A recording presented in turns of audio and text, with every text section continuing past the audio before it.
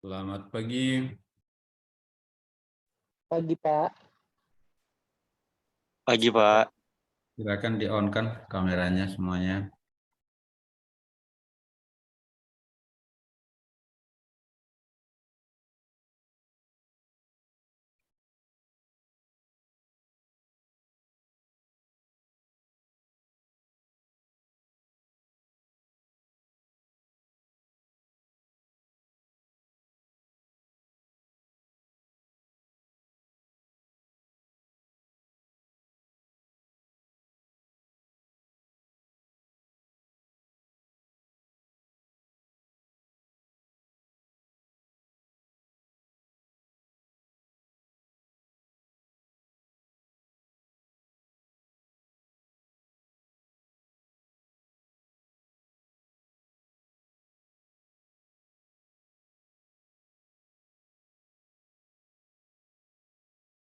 Semua ya, buka kameranya ya.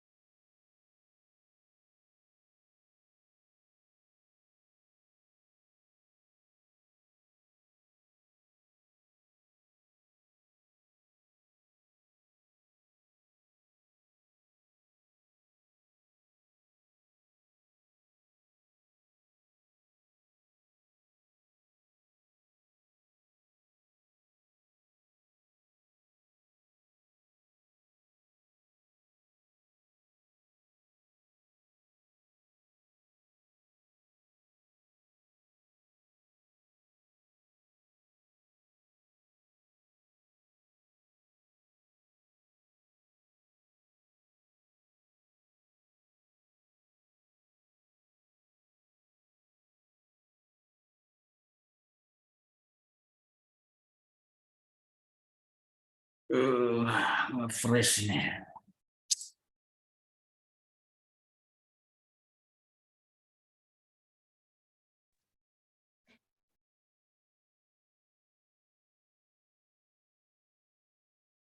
Jaki Doni Karyansa. Hadir, Pak. Tumben ini hadir Jaki. Kemarin kayaknya belum pernah hadir nama saya. Saya nggak dapat link, Pak, soalnya. Waduh, Saya kira gimana dong? ada delete. Berarti nggak masuk di grupnya ini, grup mata kuliahnya ini. Saya tanya ke mereka, katanya nggak ada grup, Pak. Waduh. Jadi Wah. saya ya udah. Wow. Makanya saya pikir kemarin kenapa ini Jaki sama Amar nggak pernah masuk. Iya, soalnya kan tadinya kan disuruh join grup kan sama Bu Fajar. Terus ternyata nggak ada grup. Jadi kalau itu nggak punya link, Pak, selain link yang delete itu. Akhirnya saya tanya ke Fadlan deh hari ini. Waduh, makanya saya juga bingung loh, apa nggak jadi ya ambil mata kuliahnya gitu. Jadi Pak, kalau nggak jadi nggak lulus, Pak. Ya makanya. Oke. Amar, Hadir Pak. nah Amar juga baru tahu juga. Sama saya nggak ada grupnya juga, nggak dapat link juga. Waduh, gawat kita ini udah. Oke, Niko, Hadir, Pak. Muhammad Fahri, Faru Rizky, Muhammad Faru Rizky, Muhammad Isar, Hadir, Pak. Alvin Zain Ibrahim, Muhammad Pak Faru Rizky tadi hadir. Ishar Al-Ghifari. Baru Rizky tadi hadir, Pak. Kalau Rizky yang mana? Kalau Rizky. Bukan ini kan? Bukan. Yang mana tadi? Mim nomor 4, Pak. Nomor 4. Nah, sudah. Yang ini kan? Muhammad Ibnu Abbas ada, Pak. Ya. Ibnu Abbas. Ya, ada ini. Amiljan. Hadir, Pak. Siva Maulidina. Hadir, Pak. Jamil Abdul. Hadir, Pak. Tamir Septian. Hadir, Pak. Muhammad Mikson. Hadir, Pak. Arya Kusuma. Eliza Aurelia. Hadir, Pak. Siti Koiria. Hadir, Pak. Naufalis Febrian. Hadir, Pak. Irfan Rizky. Hadir, Pak. Ini untuk teknik industri kan masih bisa. Mau dosen tidak tetap apa dosen praktisi. Yang tidak tetap itu nanti jadi ada 3, dosen tetap, tidak tetap, dosen praktisi, gitu loh.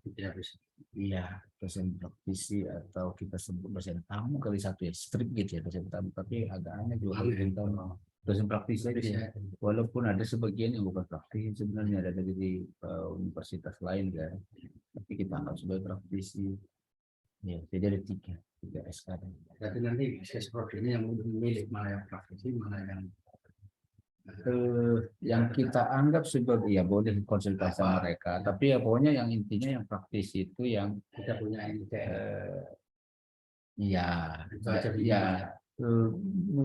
Mestinya sih seperti yang di sini itu kan yang udah mengelola mata kuliah mulai dari awal gitu lah.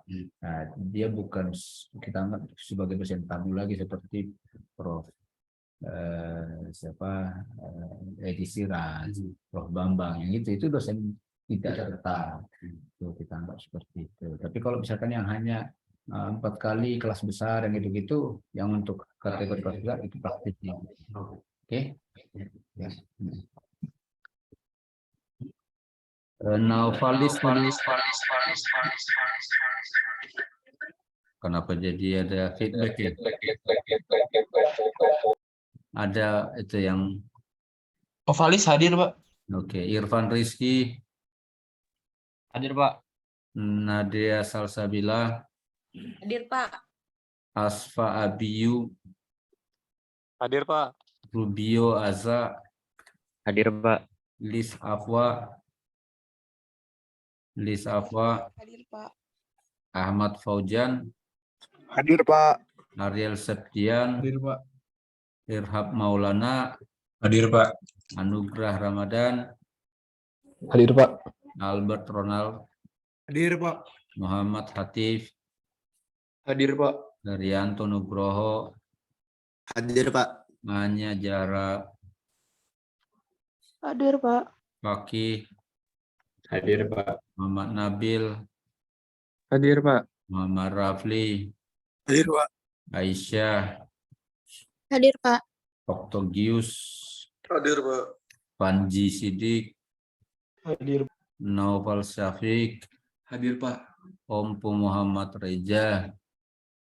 Hadir, Pak. Pak, mohon maaf, Pak. Alvin hadir, Pak. Alvin Jain. Ya, Pak. Makasih, Pak. Arya Kusuma. Arya Kusuma hadir, Pak. Mohon maaf. Iya, di semua hadir ya kelas A ya. Oke, kelas B. M. Raihan Putra. Ada Alifah Nasifa. Galang Kenda. Hadir, Pak. Ahmad Pandu. Hadir, Pak. Lima Lasintasari. Hadir, Pak. Afriansa. Hadir, Pak. Andika. Hadir, Pak. Matthew Jonathan. Afwan Maulana. Seno. Hadir, Pak. Muhammad Mirza. Hadir Pak. Rasid, Hadir Pak. Musfa, Hadir Pak. Dimas, Hadir Pak. Hasbullah, Hadir Pak. Umar, Hadir Pak. Tiara, Hadir Pak. Antonius, Hadir Pak. Taki Munjir, Mahmudin Dimas, Hadir Pak. Jurgiandra, Hadir Pak. Zikri Daud, Raulbi, Hadir Pak.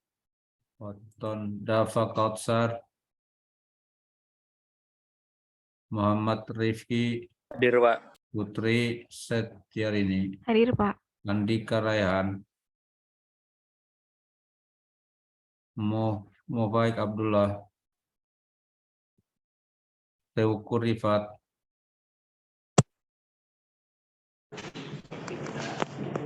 Mobaik Abdullah dah, Teuku Rifat, ini enggak ada, Okta Rizky, Amir, ini enggak ada ini. Jahid Fakih, Hadir Pak. Muhammad Jaki, Farhan, Ahmad Bura, Hadir Pak. ini beneran nih, banyak sekali nih. Taki Munjir enggak ada. Pak Taki Munzir ada Pak di chat, mic-nya lagi bermasalah. Hadir Pak. Ini Zikri Daud, enggak ada. Dafa Kautsar,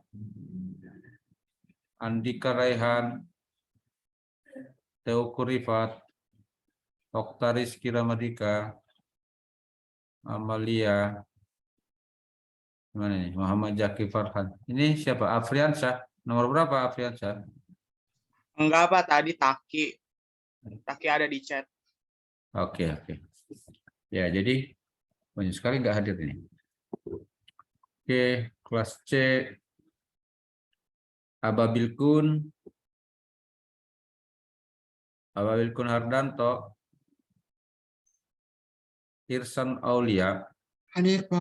Bimo Arya, Hadir Pak. Bimo Pradipto, Hadir Pak. Yusak, Hadir Pak. Ramadoni, Hadir Pak. Bayat, Hadir Pak. Muhammad Raihan Robani, Hadir Pak. Raihan Baras, Hadir Pak. Noval Akmal, Hadir Pak. Noval Indrasta, Hadir Pak. Aisyah Farah, Hadir Pak. Stefania, Hadir Pak. Naswa Jahfira, Helmi Hadir, Pak. Faiz, hadir. Helmi Faiz, Hadir Pak.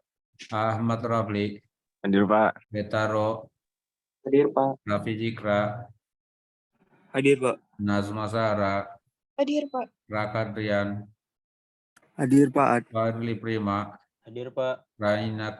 Rania Aiska, Hadir Pak. Ahmad Ikhlas, Hadir Pak. Muhammad Noval Rajak Makarim, Umar Hisham, Hadir Pak. Rebi Jovansa, Hadir Pak. Dirja Ilham, Hadir Pak. Faiz Dava, Hadir Pak. Isma Rusdianti, Hadir Pak. Adi Chandra, Hadir Pak. Muhammad Novel Rajak Makarim, Ababil Kun,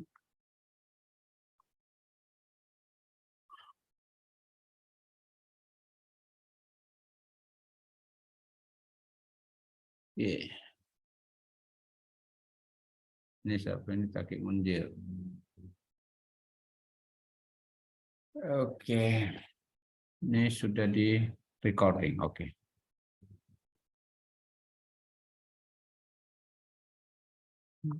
Baik, kita lanjutkan perkuliahan kita hari ini. Kita sudah memasuki perkuliahan yang ke-12 ya. Pembahasan kita adalah tentang trafo ukur Ya, trafo ukur atau sering juga sebenarnya disebut dengan trafo instrumen, gitu ya. Trafo instrumen. Jadi minggu lalu atau minggu sebelumnya kita sudah membahas tentang apa namanya wattmeter ya. Wattmeter itu atau alat ukur untuk alat ukur untuk mengukur daya listrik ya. Di mana di situ salah satu alat ukur yang cara mengukur daya listrik salah satunya adalah dengan menggunakan voltmeter dan juga ampermeter ya. Dan secara khusus juga tentu sebelumnya juga udah pernah dibahas tentang voltmeter dan ampermeter gitu. Nah, persoalan adalah bahwa voltmeter ini maupun ampermeter mempunyai range pengukuran yang tidak begitu besar ya. Jadi berkisar dia katakanlah dari 0 sampai ya pada umumnya sih sekitar 1000 gitu ya, 1000 volt gitu, 500 volt lah katakan ya, bisa ada yang sampai 1000. Terus ampermeter juga begitu, nggak besar-besar ya, dia dari 0 mungkin sampai 2 ampere saja seperti itu, mungkin bisa sampai 5 ampere ya. Jadi nggak besar-besar. Nah, persoalan yang muncul adalah bahwa bagaimana kalau kita mau mengukur besaran tegangan di atas ini untuk tegangan, untuk arus seperti ini bisa jadi kita mau mengukur arus sampai ratusan ampere bahkan 1000 ampere.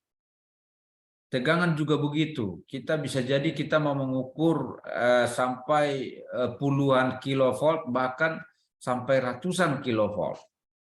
Ya, ratusan kilovolt, 150.000 volt misalnya. Ini jauh sekali dari sini ke sini. Nah, itu yang menjadi persoalan. Jadi disinilah kegunaan dari trafo instrumen ini. Gitu. Oke. Nah, jadi sebelum ke situ kita coba lihat secara umum dulu transformator karena ini mata perkuliahan semester 1 ya. Jadi tentu belum membahas tentang trafo daya atau transformator secara umum. Ya, setelah itu nanti baru kita lihat ya khusus untuk trafo instrumennya. Ya, jadi transformator bisa kita lihat secara umum di sini. Ini gambarnya bisa kita gambarkan seperti ini karena dia terdiri dari 2 belitan seperti ini, ada disebut dengan belitan primer, gitu ya. Kemudian ada belitan sekunder. Ini misalkan kita sebut dengan sekunder. Lalu bagian-bagian yang lain ini ada inti disebut ini dengan inti trafo. Gitu. Nah, ini secara disederhanakan gambarnya bisa kita lihat. Gambarnya jadi seperti ini gitu, yang gambar A ini, kalau ini kita sebut gambar A gitu. Tetapi dalam realitanya bisa jadi kita lihat trafonya nanti cara melilitnya justru kita dapatkan seperti ini ya. Jadi karena inti trafo ini juga bisa berbentuk seperti ini tadi. Atau bisa jadi berbentuk yang sebelah kanan ini bentuknya itu intinya begini. Ini lubangnya begini. Nah, ini jadi kakinya ada 3 ini. 1, 2, 3. Nah, primernya bisa jadi juga di sini juga yang dililit. Dia dililit di sini. Nih, habis itu baru dibungkus, baru dililit lagi yang sekundernya. Jadi menumpuk seperti ini. Gitu. Itu secara konstruksinya, cara melilitnya. Ya. Jadi terminalnya jadinya ada 4 kalau begini. Kalau ini karena ini trafo 1 fasa ya, trafo 1 fasa. Agak susah sebenarnya menjelaskan yang mana 1 fasa, mana 3 fasa gitu ya, karena itu nanti akan dibahas di rangkaian listrik 2. Tapi ya nggak apa-apa ini. Jadi artinya ini terminal primer. Ini terminal sekunder ya. Jadi masukan di sini ada mana kalau nggak bisa. Dari sini ada terminal masukan seperti ini. Ini juga ada terminal keluarannya gini. Begitu. Nah, coba kita lihat apa sih sebenarnya yang dimaksud dengan transformator atau sering disebut dengan trafo ini ya. Transformator atau sering disingkat dengan istilah trafo adalah satu alat listrik yang dapat mengubah level tegangan AC ke level yang lebih tinggi atau ke level yang lebih rendah. Ya. Atau bisa juga sebenarnya ke level yang sama bisa juga. Tujuan tertentu kita mau pisahkan satu rangkaian pertama dengan rangkaian yang kedua. Jadi digunakan trafo tapi dia perbandingannya sama. Tapi secara umum bisa kita katakan biasanya ini dipakai secara umum adalah untuk menaikkan atau menurunkan level tegangan. Ya.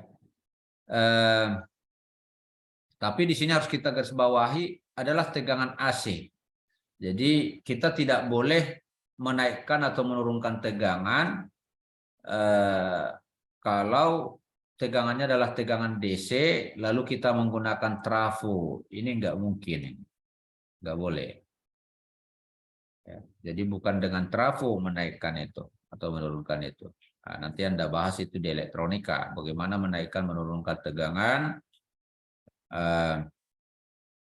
kalau untuk DC. Nah, kalau untuk AC menggunakan transformator ini. Transformator atau trafo bekerja berdasarkan prinsip induksi elektromagnetik ya, dan hanya dapat bekerja pada tegangan yang berarus bolak-balik. Transformator trafo memegang peranan yang sangat penting dalam pengiriman dan pendistribusian tenaga listrik ya. Karena dari pembangkit itu akan dinaikkan ke tegangan yang lebih tinggi, ke level yang lebih tinggi, lalu nanti diturunkan lagi. Jadi di situ maksudnya di sini memegang peranan yang sangat penting di dalam pengiriman dan pendistribusian tenaga listrik dari pembangkit, dari generator sampai nanti ke konsumen. Transformator menaikkan tegangan listrik yang berasal dari pembangkit listrik atau generator hingga ratusan kilovolt. Ya, hingga ratusan kilovolt. Disitulah yang Anda lihat transmisi itu di tegangan di sana itu bisa ratusan kilovolt, bisa 150, bahkan ada yang 500 kilovolt ya untuk Jawa Bali gitu ya. Nah, itu dilakukan oleh transformator ya. Jadi menaikkan dan menurunkan tegangan itu dilakukan oleh transformator. Dan kemudian transformator lainnya menurunkan tegangan listrik tersebut ke tegangan yang diperlukan oleh setiap rumah tangga. Jadi setelah kita naikkan ke saluran transmisi, lalu nanti diturunkan lagi ke level distribusi biasanya ke 20 kV. Itulah yang kita lihat di jalan-jalan, di pinggir jalan ini. Di pinggir jalan, lalu dari situ nanti diturunkan lagi ke level 220 volt. Ya, 220 volt. Inilah yang biasanya kita gunakan di rumah tangga atau di gedung-gedung. Nah, ini yang 220 volt ini, misalnya di industri. Dan peralatan-peralatan listrik kita juga disetting semuanya spesifikasinya adalah 220 volt. Untuk yang trafo yang kecil yang mungkin Anda sering juga lihat sehari-hari dan Anda sering gunakan, tentu tegangan 220 volt juga itu masih termasuk tinggi untuk peralatan-peralatan elektronika. Ya, jadi kalau kita menggunakan charger handphone misalkan dari 220 nanti turun dia menjadi 5 volt. Ya, itu menggunakan trafo ini juga. Ya, setelah itu nanti lalu baru disearahkan dari AC menjadi DC gitu ya. Nah, di dalam itu juga ada trafo, ya, makanya berat dia di di chargernya itu makanya berat karena ada transformator di dalam, ada inti seperti ini, inti besi. Oke. Nah, tentang prinsip kerja tadi, ya prinsip kerjanya bagaimana itu bisa dilakukan. Ya, prinsip kerjanya didasarkan atas prinsip induksi elektromagnetik, di mana kalau ada arus listrik yang mengalir seperti ini, ya sesuai dengan aturan tangan kanan, ya maka akan dihasilkan nanti flux magnet dengan sesuai dengan aturan tangan kanan. Ya, jadi kalau arusnya seperti ini, maka fluxnya nanti akan arah ke atas. Ya, jadi bisa kita lihat seperti ini. Kalau ini kita sebut tadi sebagai belitan primer, ya, lalu ini sebagai belitan sekunder, lalu arusnya misalkan seperti ini, ya, ya dengan aturan tangan kanan nanti, maka fluxnya akan ke atas, gitu ya. Kalau arusnya seperti ini gambarnya kurang bagus sebenarnya. Harusnya kalau satu keluar dari sini supaya mengikuti aturan tangan kanan, ini sebenarnya harus dari luar, ya dari luar. Jadi bukan dari belakang. Ini masuknya dari belakang juga, keluarnya dari belakang. Ini harus masuk dari depan, baru ke belakang, melilit ke belakang begini. Nanti keluar dari belakang. Karena kan berbeda kalau keluar dari belakang, masuk dari belakang, keluar dari belakang. Berbeda itu. Nanti akan kita detailkan itu di rangkaian listrik 2. Bagaimana pengaruh cara membelitnya, apakah dari luar, apakah dari belakang, dari belakang inti. Terus arah arusnya juga mempengaruhi, arah fluxnya ini nanti kemana. Oke, kalau seperti ini misalkan dari sini melilit dari depan baru ke belakang, berarti ini sesuai aturan tangan kanan, nanti fluxnya ke atas. Ini dia, kita buat simbolnya seperti ini. Ya, nah, jadi nanti fluxnya akan mengikuti atau arah seperti ini, dan ini adalah inti besinya.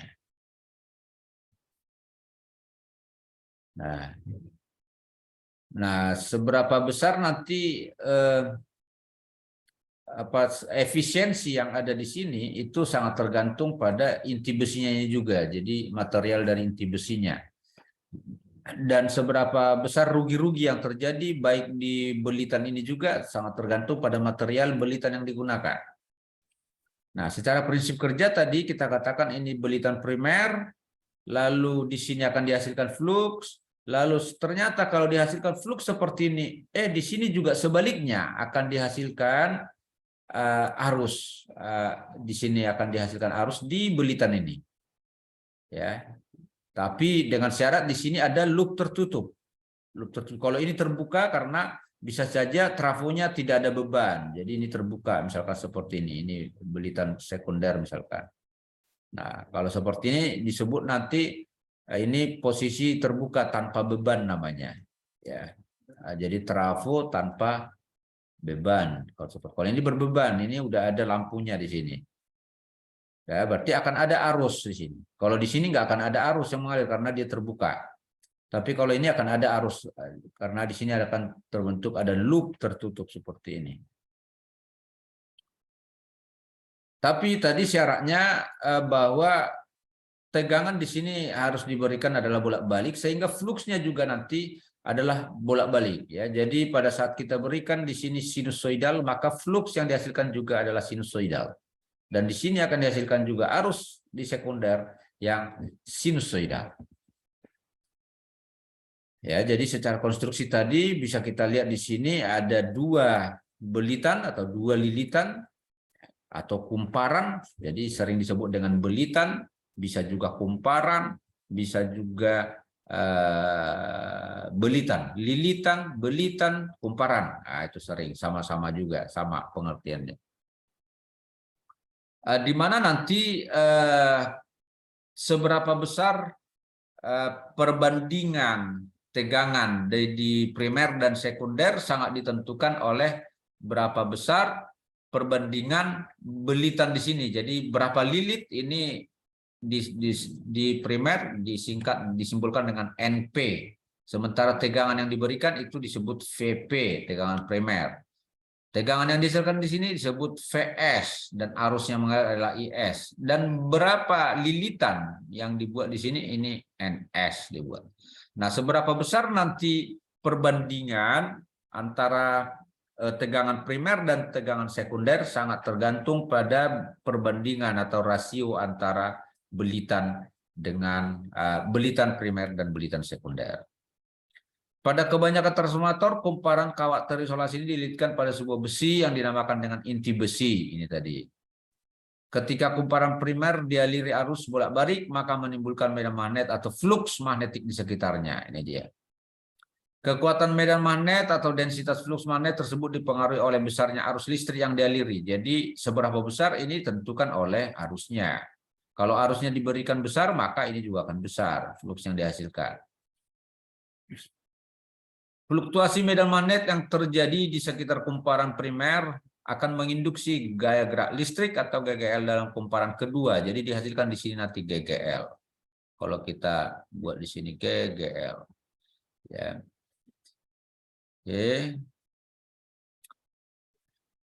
Kemudian dan akan terjadi pelimpahan daya dari kumparan primer ke kumparan sekunder. Tapi dengan syarat tadi di sini ada loop tertutup.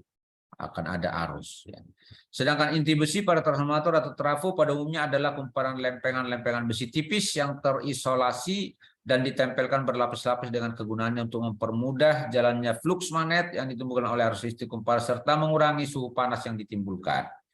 Nah, jadi rugi-rugi yang ada di sini ada rugi-rugi belitan namanya, itu tergantung berapa resistivity dari belitan ini. Jadi sering juga disebut rugi-rugi belitan itu disebut dengan rugi-rugi tembaga. Dan energi, sebagian energi nanti yang ada di primer ini itu akan dikonversikan menjadi energi panas. Jadi menjadi suatu kerugian. Ya, karena tidak semua ternyata energi listrik yang ada di primer itu akan dikirimkan ke sekunder. Demikian juga nanti di belitan sekunder juga demikian. Akan ada yang diubah menjadi panas. Termasuk di inti. Nah, itu disebut dengan rugi-rugi inti. Ya, ternyata di intinya ini pun akan dihasilkan panas di sana.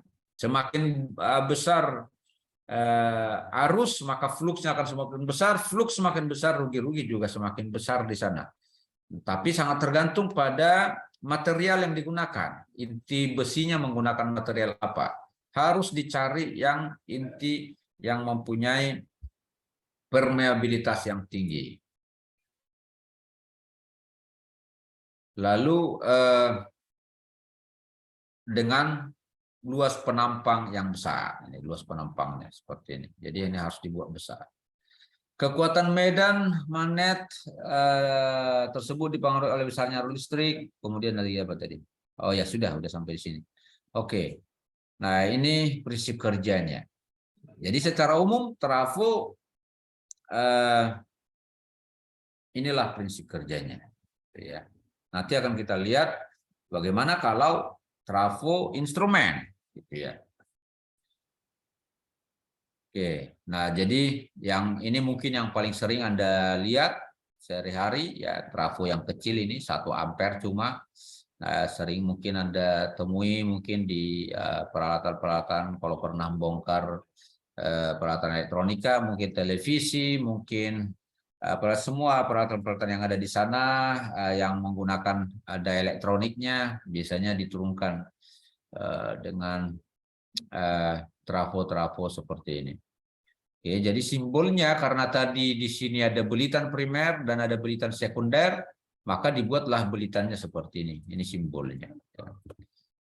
Nah, kemudian untuk rangkaian ekuivalennya di dalam perhitungan arus, tegangan, dan seterusnya, dibuatlah rangkaian ekuivalen seperti ini. Bahwa ini adalah belitan primer tadi, ini adalah belitan sekundernya. Ini adalah menyimbolkan inti besinya.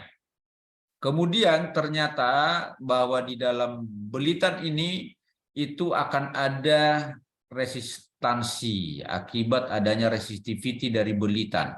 Dibuatlah R1 ini. Kemudian kita tidak bisa, yang ini tadi resistansi. Tapi ini salah, ini kebalik simbolnya dengan gambar. Ini yang resistansi harusnya. Ini R1.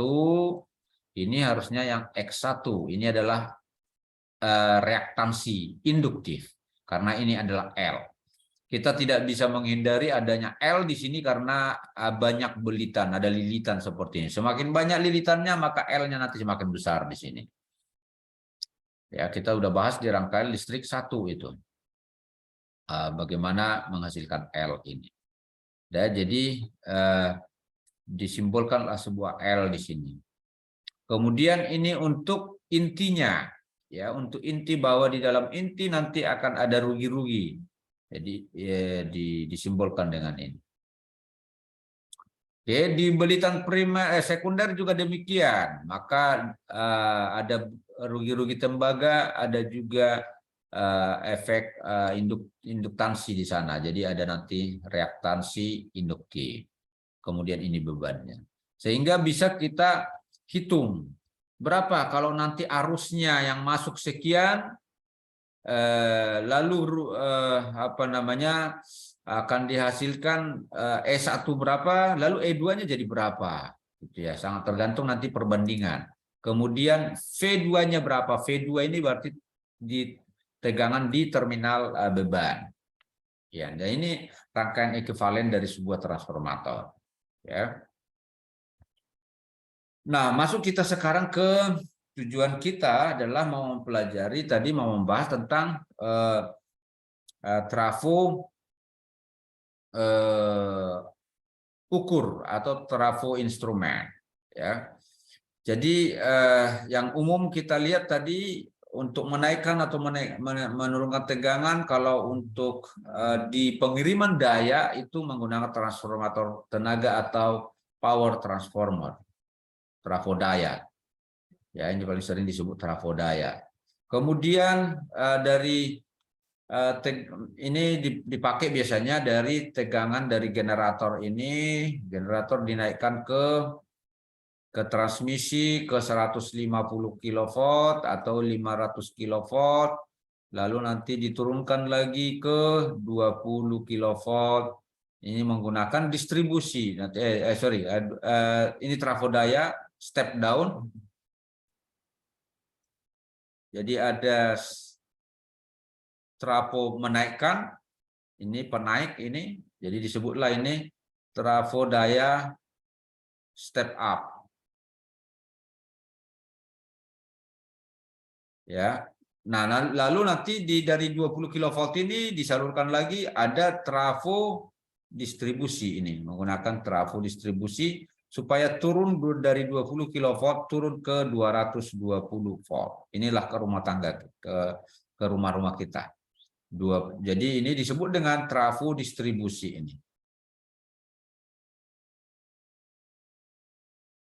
Nah, ini yang kedua ini. Kemudian di laboratorium kita juga butuh trafo untuk pengujian. Nah, ini disebut dengan trafo uji atau testing transformer. Oke, kemudian untuk trafo ukur, nah atau trafo instrumen, inilah yang disebut dengan transformator tegangan atau potensial transformer atau sering juga disebut dengan voltage transformer. Atau sering disingkat ini menjadi VT. Lalu transformator arus atau current transformer sering disingkat ini menjadi current transformer atau CT. Gitu. Jadi inilah sebenarnya yang mau kita bahas sebenarnya. Bagaimana voltage transformer atau current transformer ini bisa membantu pengukuran tegangan maupun pengukuran arus yang range-nya atau levelnya tinggi. Tidak bisa langsung diukur oleh alat ukur. Oke, baik, kita lanjutkan. Nah, ini secara visual trafo daya yang ada di gardu-gardu induk. Ya, ini gardu induk ini biasanya di substation. Ya. Gardu induk.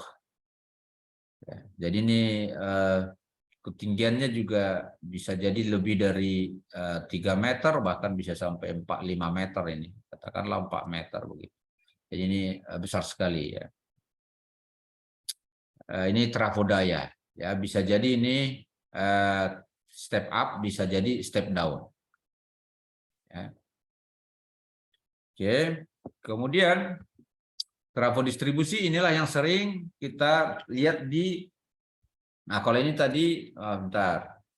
Nah ini tadi yang kita katakan bisa jadi menaikkan tegangan dari generator. Ya, misalkan generator membangkitkan 11 kV, misalkan ini dinaikkan menjadi 150 kV. Atau bisa juga dari 11 kV nanti naik ke 500 kV. Kemudian kalau di step down-nya bisa jadi ini dari 150 kV turun menjadi 20 kV atau bisa jadi 500 kV menjadi 20 kV. Tergantung sistemnya, tapi secara umum di Pulau Jawa ini sistemnya. Ada beberapa daerah yang ada punya transmisinya 70 kV. Ada juga yang 275. Ini di Sumatera ada ini 275 kV. Nah, nanti tinggal disesuaikan perbandingan antara primer dan sekunder sesuai dengan kebutuhannya. Jadi prinsipnya tadi bahwa trafo itu adalah untuk menaikkan atau menurunkan tegangan. Secara prinsip kerjanya dengan prinsip elektromagnetik. Kemudian kalau untuk yang trafo distribusi tadi setelah diturunkan dari 150 kV atau dari 500 ke 20 kV disalurkanlah di pinggir-pinggir jalan seperti ini, lalu dari sini ditarik ke rumah kita, dari ini yang saluran 20 kV-nya ada yang ini ada posisi di atas ini. Kemudian setelah diturunkan ke 20 kV masuklah ke saluran yang di bawah ini, biasanya udah berisolasi ini. Udah menggunakan kabel. Jadi kabel itu maksudnya sudah ada isolasinya. Tapi kalau ini disebut dengan kawat penghantar ini. Dan ini tidak ada isolasinya. Seperti itu. Oke, ini trafo distribusi. Kemudian oke. Coba kita lihat kalau mana tadi kok udah langsung ke sini. Nah, kemudian kalau untuk current transformer atau trafo arus secara bentuknya seperti ini, bisa jadi seperti ini untuk current transformer di gardu-gardu induk ini. Ya. Nah, bentuknya seperti ini, tidak terlihat belitannya. Belitannya itu ada di dalam ini. Jadi nggak terlihat. Nah, ini luarnya ini sendiri menggunakan isolasi. Ya. Berbahan bisa jadi berbahan keramik, bisa jadi menggunakan apa namanya porselen dan lain-lain. Ya. Kemudian kalau untuk voltage transformer juga bentuknya mirip-mirip, ya kita tidak bisa bedakan secara kasat mata seperti ini, kecuali sudah kita lihat apa namanya spesifikasinya ya, tidak ketara, bentuknya mirip-mirip juga ya, seperti ini. Ini adalah gambar dari voltage transformer ya.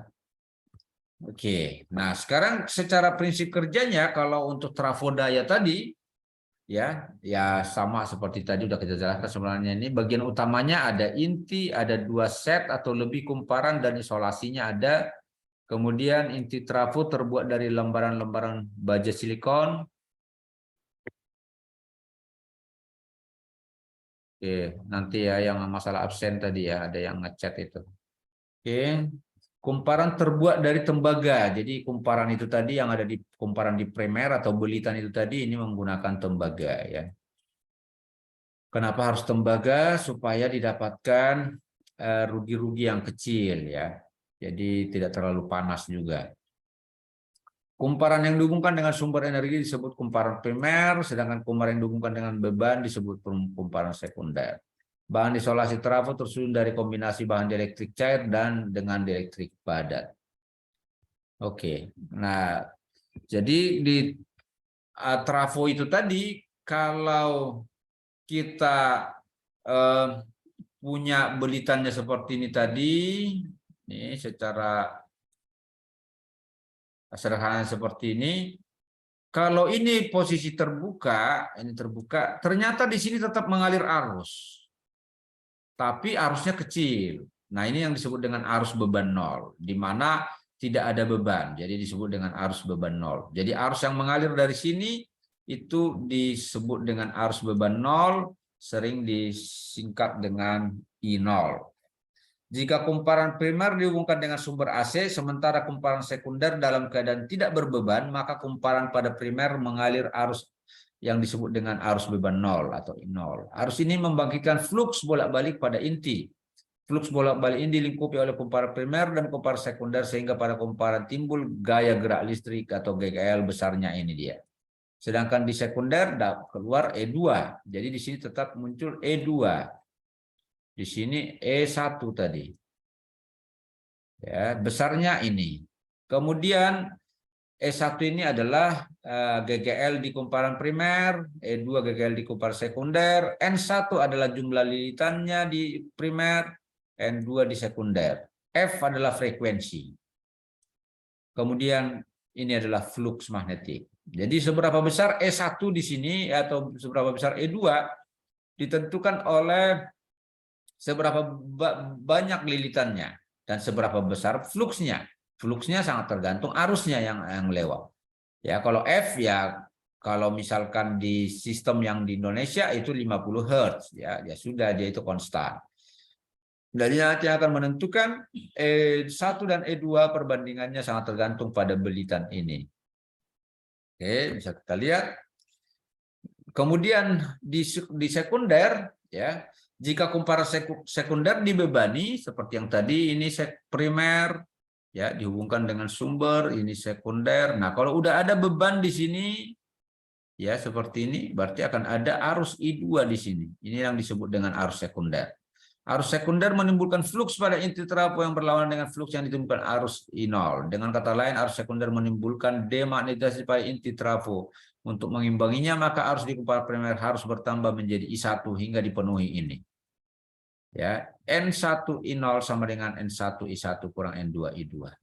GGL yang dibangkitkan pada kumparan menimbulkan medan listrik yang kuat pada isolasi kumparan, teristimewa pada isolasi di sekitar belitan kumparan tegangan tinggi.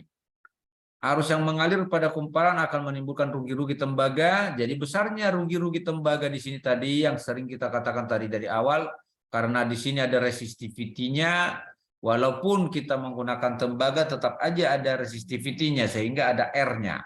Oleh karena itu rugi-rugi yang terjadi di sini yang dikonversi dari energi listrik menjadi energi panas itu rumusnya adalah I kuadrat R. R-nya apa? Resistivity dari tembaganya. I-nya arus yang mengalir dari primer. Jadi rugi-rugi yang timbul di sana adalah I kuadrat R. Flux pada inti akan menimbulkan rugi-rugi arus eddy dan rugi-rugi histeresis. Keduanya disebut rugi-rugi inti. Jadi ini akan memanaskan inti ini. Ada dua rugi-rugi di sana. Ada rugi-rugi arus eddy dan ada rugi-rugi histeresis. Pemanasan karena rugi-rugi tembaga dan rugi-rugi inti akan menaikkan temperatur isolasi trafo. Jadi trafonya nanti bisa panas. Oleh karena itu biasanya akan ada lagi cara lain untuk mengatasi itu. Di sini kita tidak bahas itu. Arus pada kumparan juga menimbulkan gaya mekanik. Dan ketika dia lirik arus hubung singkat, gaya ini menimbulkan tekanan yang berat. Ya, jadi ada gaya mekanis. Oke lah, kita nggak sampai ke sana. Oleh karena itu sistem isolasi harus memenuhi syarat, kekuatan dielektriknya sanggup memikul gaya mekanis, dapat mendisipasikan panas. Oke. Nah, kalau trafo arus, pengukuran arus pada jaringan tegangan tinggi tidak dapat diukur dilakukan seperti pada jaringan tegangan rendah, berbahaya bagi operator dan peralatan. Sehingga ini harus diturunkan tegangannya, ya.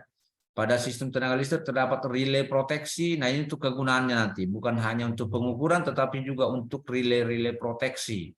Nah, ini nanti akan dibahas di mata kuliah lanjutan. Tapi intinya sekarang bahwa ternyata trafo arus ini nanti bukan hanya untuk pengukuran, tapi untuk relay proteksi juga. Diperlukan CT atau current transformer untuk mentransformasikan arus kuat pada jaringan ke satu nilai arus yang lemah yang dapat diukur oleh ampere meter. Ini pengukurannya. Dan juga oleh relay, tapi di sini kita akan hanya membahas pengukuran, jadi ampere meter. Nah, jadi kegunaan dari trafo arus berarti bisa kita tuliskan pengukuran arus yang besarnya ratusan ampere dan arus yang mengalir pada jaringan tegangan tinggi. Ini kegunaannya. Kemudian pengukuran daya dan energi, karena untuk mengukur daya kita tahu butuh arus, mengukur arus juga butuh mengukur tegangan. Kemudian untuk keperluan proteksi, itulah kegunaannya. Nah, ini secara gambar current transformer ini kalau untuk arus CT yang untuk tegangan yang rendah, ini yang tegangan medium di 10 atau 5 sampai 20 kilovolt. Ini yang untuk tegangan tinggi. Jadi bentuknya juga beda-beda. Ini untuk tegangan rendah ini. Ya, yang bekerja di 220 volt. Ya. Jadi ini kalau 150/5 berarti ini perbandingan arusnya. Jadi bisa dia nanti menurunkan dari 150 ampere menjadi 5 ampere. Begitu. Oke, nah prinsip kerja dari trafo arusnya sebenarnya hampir sama dengan transformator daya yang tadi, ya, dengan transformator daya satu fasa, cuma berbeda di jumlah belitannya sebenarnya, ya. Di sini biasanya belitannya itu hanya 1 sampai 5 belitan di sini, ya. Kemudian di sini banyak belitannya sehingga dihasilkan nanti arus yang besar di sini itu diturunkan menjadi arus yang levelnya 1 sampai 5 ampere, di mana inilah yang mampu diukur oleh ampere meter, kita hubungkan dengan osiloskop dan seterusnya.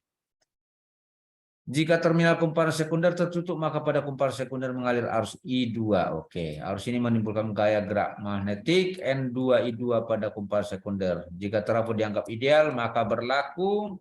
Inilah perbandingannya. Jadi kalau untuk ideal, ya, untuk mempermudah perhitungan sering dibuat rumus ini dianggap trafonya ideal, tidak ada rugi-rugi, dianggap tidak ada rugi-rugi. Jadi efisiensinya dianggap 100%, ya, untuk mempermudah perhitungan. Sehingga berlakulah N1 I1 sama dengan N2 I2 atau I1 per I2 sama dengan N2 per N1. Jadi kalau tegangan itu berbeda. Kalau tegangan V1 per V2 itu akan sama dengan N1 per N2. Ini untuk VT nantinya. Ya, jadi kalau kita mau menginginkan trafonya step up, berarti dia mau menaikkan tegangan, kita harus buat di sini belitannya sedikit, di sekundernya kita buat banyak dia. Nah, begini. Jadi dia step up, misalkan ini dari 20 atau dari 10 kilovolt misalkan dari generator, ya, naik nanti ke transmisi udah di tegangan katakanlah 150 kilovolt. Seperti itu. Nah, kalau di trafo arus kebalikannya. Jadi kita menginginkan menurunkan arus misalkan dari arus yang besar, kita harus buat di belitan primer itu hanya sedikit N1-nya, kecil N1-nya, N2-nya besar. Makanya di sini sering hanya 2 belit begini, tapi di sini banyak dibuat. Ini untuk menurunkan arus. Ya, dari mungkin katakanlah 1000 ampere kita mau menginginkan 5 ampere begitu. Jadi kita harus buat seperti ini. Oke. Nah, tetap berlaku rumus ini ya, yang tadi rumus ini. Oke. Jadi perbedaan trafo arus dengan trafo daya satu fasa apa bedanya? Nah, di masalah jumlah belitan tadi, ini yang perbedaan yang paling ini. Jumlah belitan kumaran primer sangat sedikit, tidak lebih dari 5 belitan. Jadi dari 1 sampai 5 belit aja. Arus primer tidak dipengaruhi beban yang terhubung pada koper sekundernya. Semua beban pada koper sekunder dihubung seri. Terminal sekunder trafo arus tidak boleh terbuka, oleh karena itu terminal koper sekunder harus selalu dihubungkan dengan beban atau dihubung singkat. Oke, jadi itu trafo arus ya. Untuk trafo tegangan, gambarnya tadi bisa jadi seperti ini ya, mirip-mirip juga. Jadi trafo tegangan adalah trafo satu fasa step down yang mentransformasikan tegangan ke level tegangan rendah. Ya, jadi trafo tegangan atau voltage transformer hanya step down dia. Karena kita tidak butuh untuk menaikkan, karena memang tujuannya adalah untuk pengukuran. Jadi dia adalah menurunkan yang dari tegangan yang tinggi, mungkin dari 150 kV, kita mau mengukur ini sampai nanti ke level yang bisa kita ukur mungkin di sekitar katakanlah 100 volt seperti ini. Jadi kita harus buat di sini belitannya sedikit, di sini banyak di primernya. Dan selalu step down, karena kita untuk apa malah dinaikkan lagi? Kalau mau menaikkan tegangan bukan dengan ini. Kenapa? Karena kalau trafo daya bedanya apa? Kapasitas dayanya besar. Kalau ini apa? Kapasitas daya kecil ini. Karena nanti bebannya apa? Beban-bebannya itu hanya ala-ala ukur. Jadi bebannya kecil. Gitu ya. Kemudian ada 2 jenis trafo tegangan, yaitu trafo tegangan magnetik, sering disingkat ini dengan TTM. Kemudian ada trafo tegangan kapasitif, disingkat ini dengan TTK. Ya. Oke, jadi TTM itu komponen utamanya adalah trafo tegangan magnetik, atau sama seperti yang tadi menggunakan belitan. Intinya hampir sama dengan yang tadi kita bahas seperti prinsip kerja yang trafo magnetik tadi. Tetapi kalau TTK dia nanti akan ditambah dengan sebuah bisa ditambah dengan beberapa kapasitor di sana ya, untuk memanfaatkan pembagi tegangan, namanya pembagi tegangan kapasitif, sama seperti prinsip kerja yang waktu kita bahas pembagi arus, ada pembagi tegangan di pembahasan di rangkaian listrik 1 ya. Oke, nah ini trafo tegangan magnetiknya, ini belitannya seperti ini, tapi di dalamnya kira-kira seperti ini nanti, tidak sesederhana yang tadi ya. Oke, nah karakteristik dari yang membedakan voltage transformer dan trafo daya ini, kapasitasnya kecil, hanya 10 sampai 150 VA. Kenapa? Karena bebannya hanya peralatan voltmeter, kWh meter, wattmeter, relay, sinkroskop, dan lampu indikator. Hanya ini bebannya, dan itu tidak butuh besar itu. Ya, hanya 150 VA. 150 VA itu kecil itu. Ya sekitar 150 watt gitu ya. Ini kecil kan? Karena digunakan kontinu dan menjadi beban bagi sistem yang menggunakan, maka VT dirancang mengkonsumsi energi yang sekecil mungkin. Untuk mengurangi kesalahan pengukuran, trafo tegangan dirancang sedemikian agar sebanding dengan dan sefasa dengan tegangan primer. Ya, tegangan pengenal sekunder atau spesifikasinya, ini maksudnya tegangan pengenal itu spesifikasi speknya. Umumnya ditetapkan 100 sampai 230 volt atau 100 sampai 230 per akar 3. Oke. Nah, untuk secara konstruksi ya masih ada kutub tunggal, ada kutub ganda, ada kutub 3 fasa. Oke, kita tidak harus secara detail lah ke sini. Jadi pada trafo tegangan kutub tunggal, salah satu terminalnya dibumikan seperti pada gambar dia tadi. Oke, kita lewat aja ini. Oke. Nah, secara visual gambarnya kita bisa lihat seperti ini, kutub tunggal tanpa bushing. Nah, ini yang di bushingnya itu ini bushing ini. Nah, ini tanpa bushing ini. Nah, kalau ini ada bushingnya, ini juga ada bushingnya. Oke. Nah, dilihat dari terminal belitan primernya, trafo tegangan kutub tunggal terdiri atas trafo tegangan tanpa bushing dan trafo tegangan dengan bushing. Oke. Nah, ini secara konstruksi ada 3 jenis di sini. Ini kalau bodinya menggunakan badan resin atau epoksi, ini menggunakan badan baja. Jadi di sininya baja, lalu di sini butuh porselen, butuh bushing di sini. Ini bushingnya. Porselen atau kita bisa pakai keramik juga mungkin ya. Ini kalau badannya itu bodinya tidak ada menggunakan baja, menggunakan metal, semuanya sampai ke atas ini menggunakan porselen ya. Sedangkan TTK tadi di samping kita menggunakan TTM, ini yang TTM-nya kita menggunakan pembagi kapasitif, ini dia. Ya, itu yang disebut dengan trafo tegangan kapasitif. Nah, ini kenapa harus seperti ini? Karena kalau kita mau membeli yang trafo yang ini, yang trafo magnetik ini, langsung perbandingan misalkan dari 500 kV langsung kita buat turunkan langsung ke sampai 100 volt begini, ini bisa jadi sangat mahal. Jadi lebih murah masih kita kalau kita turunkan dulu dengan menggunakan kapasitor di sini, pembagi kapasitif. Ya, kalau pembagi kapasitif kemarin hitungannya seperti ini, kira-kira kita pakai R kemarin, tapi di sini menggunakan kapasitif sama saja. Intinya di sini ada jet, nanti ada jet 1, di sini ada jet 2, tapi menggunakan kapasitor. Jadi pembagi tegangan itu ada 2 jenis, ada pembagi tegangan kapasitif, ada pembagi tegangan resistif. Jadi kita bisa gunakan resistor, bisa juga kita gunakan kapasitor.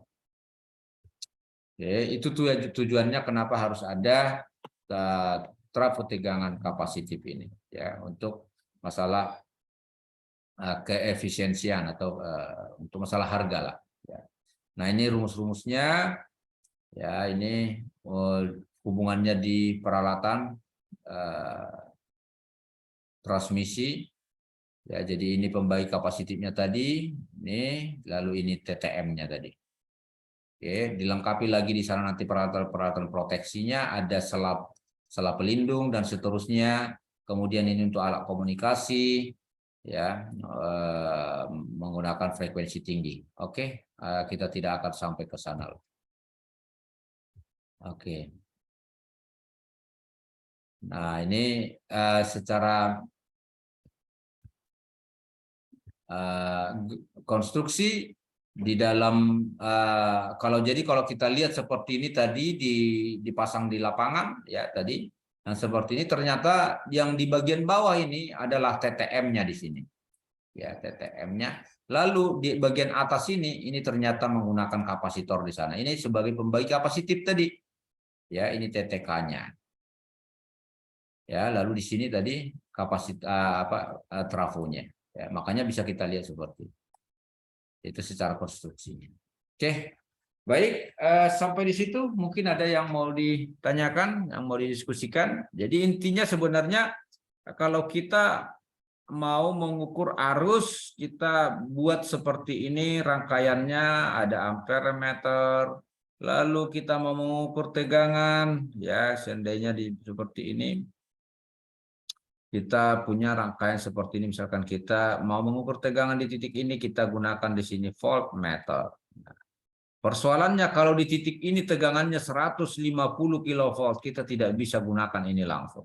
Atau arus yang mengalir dari sini adalah 1000 ampere, kita tidak bisa hubungkan secara langsung seperti ini. Jadi apa yang harus kita lakukan? Kita harus pasang dulu di sini, ini kita ganti menjadi seperti ini. Ini begini, kita pasang di sini apa namanya, ini ada berbelit seperti ini. Ini belitan primer dari current transformer. Lalu ini yang kita bawa dengan menggunakan perbandingan belitan tadi seperti ini. Nah, output dari current transformer ini, inilah yang akan kita hubungkan dengan ampere meter. Nah, lalu di sini kita lengkapi juga untuk mengukur tegangan nih di titik ini. Ya, misalkan seperti ini, di sini ada R begini. Nah, rangkaiannya menjadi seperti ini. Nah, lalu yang di sini kita tidak bisa mengukur ini secara langsung dari titik ini ke sini gitu ya. Ya udah kita pasang dulu di sini TTK misalkan, pembagi kapasitif. Seperti ini. Lalu kita turunkan lagi, tambah lagi di sini ada pembagi, trafo magnetik ya. Seperti ini. Lalu outputnya di sini kita pasanglah di sini voltmeternya. Nah, jadi kalau di sini misalkan tadi 150 kV, ini kita turunkan dulu sehingga output di sini itu sudah di level yang bisa diukur, katakanlah ini adalah 100 volt. Nah, jadi di level ini tegangannya masih 150 kV. Mungkin di sini udah turun menjadi 50 kilovolt menggunakan jasa dari pembagi kapasitif ini. Lalu dari sini dari 50 kilovolt turunkan lagi menggunakan perbandingan belitan, sehingga di perbandingan belitan di sini misalkan adalah 50 kV per 100 volt. Inilah yang kita hubungkan dengan voltmeter. Nah, lalu di sini juga begitu. Kalau di sini adalah 1000 ampere misalkan. Padahal kita mau mengukur di sini, kita mau ambil di sini hanya 1 ampere. Ya udah, berarti kita harus buat perbandingan belitan ini, perbandingan belitannya, sehingga arusnya, perbandingan arus yang dihasilkan dengan rumus tadi N1 per N2 sama dengan I2 per I1. Ini yang harus kita buat perbandingan di sini. Bahwa di sini kita harus bisa dapatkan arus di level atau spesifikasi dari ampere meter. Itu di sekitar 1 sampai 5 ampere begitu. Ini sebenarnya kegunaan dari current transformer dan voltage transformer di dalam mengukur tegangan dan arus yang besar. Ya. Yang tadi itu semuanya adalah masalah prinsip kerjanya dan juga secara konstruksi. Tetapi secara fungsi, inilah yang kesimpulannya. Ini dia gambar ini. Mungkin ada yang mau bertanya, silakan.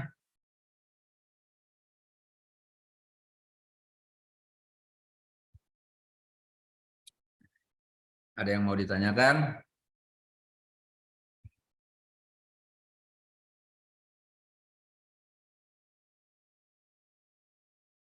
Mana? Masih ada orang ini? Masih, Pak. Masih, oke. Ada yang mau ditanya? Ini udah ke pertemuan yang ke-12 dan ini kita untuk kelas besarnya hanya 4 kali. Jadi pertemuan ke-13 dan seterusnya akan kembali lagi kelas kecil secara offline. Nanti akan di dosen pengajarnya nanti kembali ke Bu Fajar ya.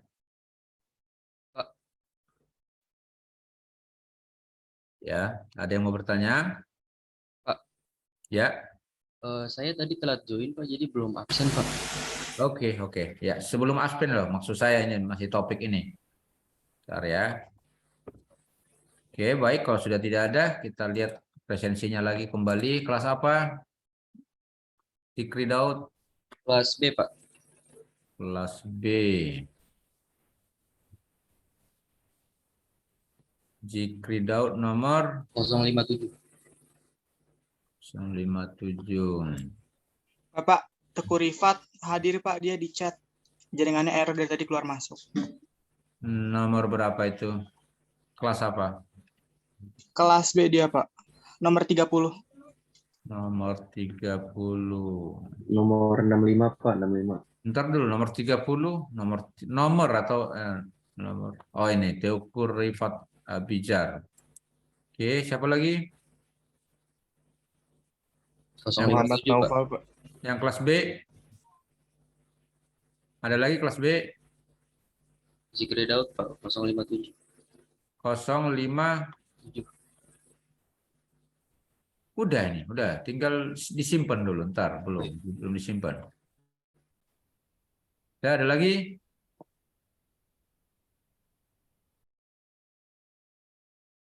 Ya, udah, disimpan.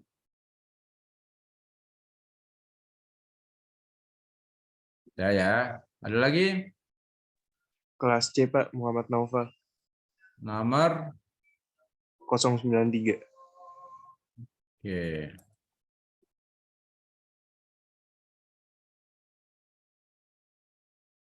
Udah ya. Ababil Kun, ada Ababil Kun? Wah, jangan-jangan Ababil Kun nggak nyampe ininya ya. Nggak nyampe informasinya ya. Nyampe nggak? Ada yang ngasih tahu? Wah, ini nggak nyampe nih. Saya yakin nggak nyampe. Angkatan 21 ternyata Ababil Kun kan. Ya harusnya seperti ini ketua-ketua kelasnya harus bertanggung jawab seperti ini ya. Kalau ada informasi, kemarin yang mata kuliah ini ada ketua kelasnya nggak dipilih? Ada nggak? Kalau di rangkaian listrik kan kemarin kita pilih gitu. Nah, yang seperti ini harus ketua kelasnya yang menginformasikan. Ada ketua kelasnya nggak?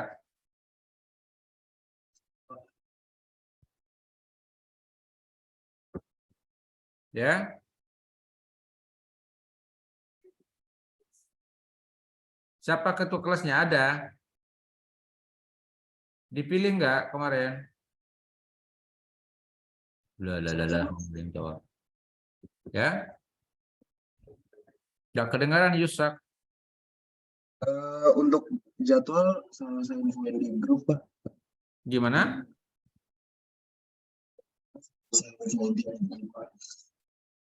Gimana Yusak?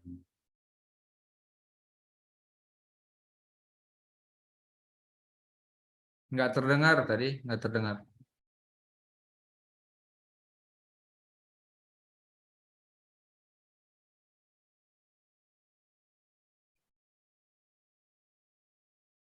Ya sudah, nanti untuk pertemuan-pertemuan selanjutnya harus seperti itu ya, harus diberitahu ke yang lain ya. Kasihan loh, mereka nggak tahu, tahu udah pindah jadwal begini gitu ya. Nah, takutnya nanti. Maaf Pak, Ya. tadi saya dari toilet, belum absen. Kelas apa? Kelas B Pak.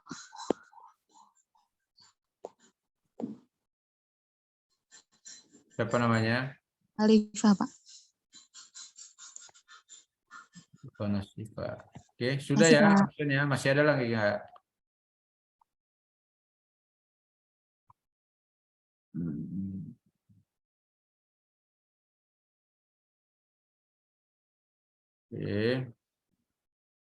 Oke, baik. Kalau begitu, kalau sudah tidak ada pertanyaan, kita cukupkan sampai di sini. Sampai ketemu pada pertemuan-pertemuan yang lain di mata kuliah lain maksudnya. Ya, terima kasih. Selamat pagi. Pagi, Selamat Pak. pagi, Pak. Terima kasih, Pak. Terima kasih, Pak. Terima kasih Pak. Terima kasih, Pak. Terima kasih Pak. Makasih Pak. Pagi, Pak. Ya, mari.